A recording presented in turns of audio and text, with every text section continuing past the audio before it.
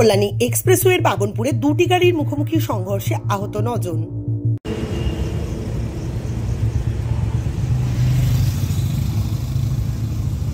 দুটি গাড়ির মুখোমুখি সংঘর্ষে আহত হয়েছেন 9 জন। সোমবার সকালে ঘটনাটি ঘটেছে মোহনপুর থানার বাবনপুর পেট্রোল পাম্পের কাছে কল্যাণী এক্সপ্রেসওয়েতে।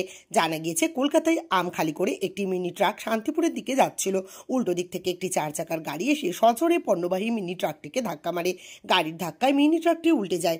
পণ্যবাহী ট্রাকে থাকা 8 জন এবং 4 চাকার গাড়ির চালক সহ মোট 9 জনকে পুলিশ উদ্ধার করে বারাকপুর বিএন বসু মহকুমা হাসপাতালে নিয়ে আসে। আহতদের মধ্যে 3 জনের অবস্থা আশঙ্কাজনক হওয়ায় তাদেরকে কলকাতার একটি হাসপাতালে স্থানান্তরিত করা হয়েছে। মিনি ট্রাকের চালক সৌমেন সরকার জানান, কলকাতায় আম খালি করে তারা শান্তিপুরের উদ্দেশ্যে রওনা দিয়েছিলেন, কিন্তু আচমকা উল্টো দিক থেকে একটি বোলেরো গাড়ি এসে তাদের গাড়িকে ধাক্কা মারে। গাড়ির ধাক্কায় তাদের গাড়িটি উল্টে যায়। তিনি আরও জানান, তাদের গাড়িতে 8 জন ছিলেন আর বোলেরো গাড়িতে চালক একাই ছিলেন। আমরা কলকাতায় মাল খালি করে বাড়ি থেকে যাচ্ছিলাম, ওই গাড়িটা উল্টো দিক থেকে এসে আমাদের মার। আমরা গাড়ি কলকাতায় আম নিয়ে এসেছিলাম, খালি করে নেই বাড়ি যাচ্ছিলাম। আমার টোটাল ছিলাম 8 জন।